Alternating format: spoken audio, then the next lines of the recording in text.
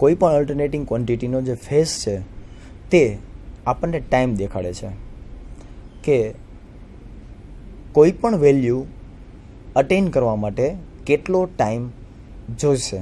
કારણ કે અલ્ટરનેટિંગ ક્વોન્ટિટીની અંદર ટાઈમ બાય ટાઈમ તેની વેલ્યુ છે તે ચેન્જ થાય છે.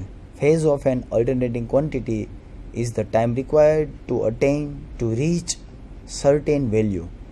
It is expressed in second. Phase difference. In alternating quantity, the phase difference is more important rather than phase. Phase difference मतलब કે કોઈ પણ બે અલગ અલગ અલ્ટરનેટિંગ ક્વોન્ટિટી જે છે તે અલગ અલગ અલ્ટરનેટિંગ ક્વોન્ટિટી વચ્ચેનો ફેઝ એંગલ કેટલો ડિફરન્સ પડે છે તેને આપણે ફેઝ ડિફરન્સ કહીએ છીએ.